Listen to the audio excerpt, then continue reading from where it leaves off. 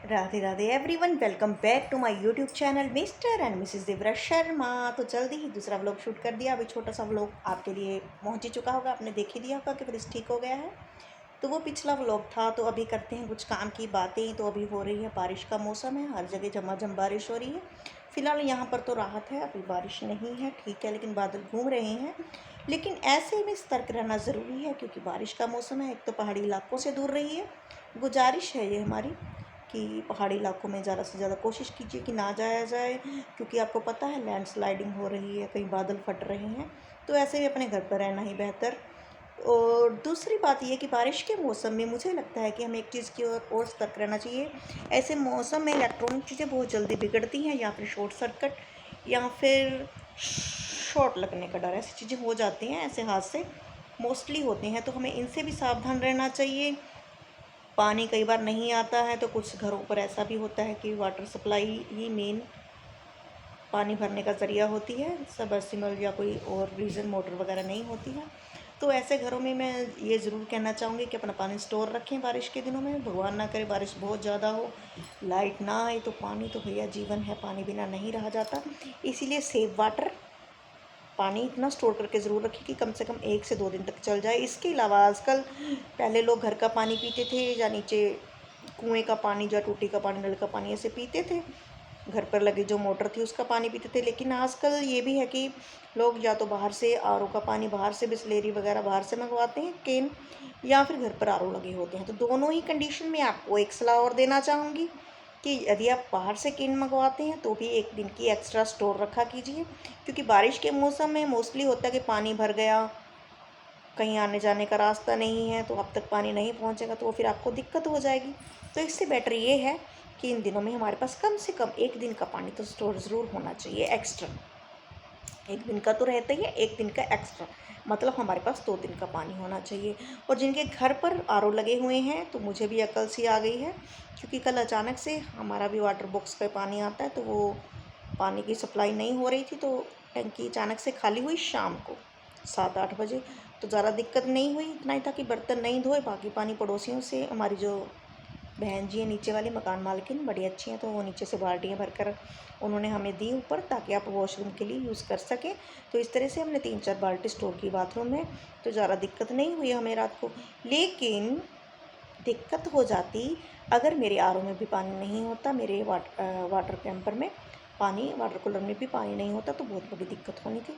तो कल की इस घटना से मैंने तो ये सबक ले लिया है, सोचा आपको भी ये सबक दे दूँ कि ऐसे मौसम में ज़रूरी है। मेरे पास 15 लीटर का कैंपर एक है, तो आज मैं भी उसको फुल करने वाली हूँ, इसी चक्कर में कि बारिश के दिनों में लाइट भी तो जा सकती है कभी भी।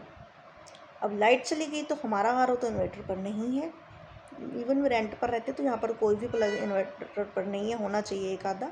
हमारा जो अपना घर था, जहाँ हम पहले रहते थे, जो अपना घर था, तो उसमें हमने सारा घर ही इन्वर्टर पर करवा रखा था, तो होना चाहिए ऐसे एक आधा प्लग तो। खैर आरओ वगैरह कोई नहीं भी करवाता है, कोई दिक्कत नहीं।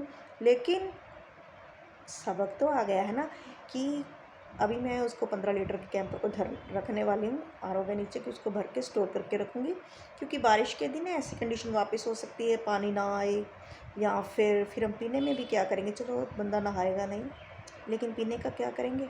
और साथ में ही मौसम ऐसा है, तो आप लोगों को भी यही सलाह दूँगी कि बारिश के दिनों में एक तो अपने घर में सब्ज़ी थोड़ी बहुत स्टोर रखें, ताकि अगर बारिश मौसम ज़्यादा ख़राब है, हम बाहर ना जा पाएँ, कोई ऐसी विपदा आ जाती है, तो घर पे सामान होना चाहिए। पहले होता था दादी नानी के टाइम पर कि सावन भादों में हर चीज़ स्टोर की जाती थी। उस टाइम पर केरोसिन चलता था, बहुत छोटे थे हम, डिपो पर केरोसिन मिलता था ना, मिट्टी का तेल, तो उसको भी स्टोर करके रखा जाता था। और जो लोग, हमारे घर में तो इतना नहीं था, मेरी दादी के घर में तो है ही नहीं था, मेरी जब मेरे पैदा होने कर मैंने नहीं देखा कभी ऊपर चूल्हा चलता हुआ। लेकिन हाँ, मेरे नानी के घर पे चलाते थे चूल्हा, तो और भी मैंने आस पड़ोस में देखा, तो उपले ईंधन वगैरह भी स्टोर करके रखा जाता था, ताकि बारिश के दिनों में दिक्कत ना हो जाए। तेल ना मिले तो ईंधन तो होना चाहिए घर पे।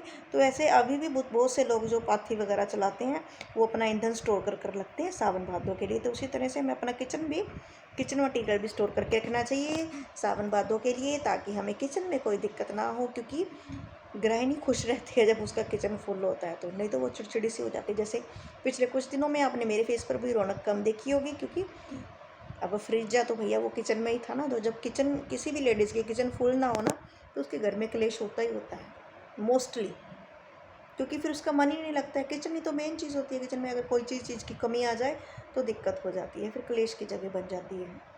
तो इसीलिए एक बार फिर से मैं आपसे बोलूँगी कि कम से कम 2 दिन का पानी तो ज़रूर स्टोर रखिए, क्योंकि पानी जल ही जीवन है।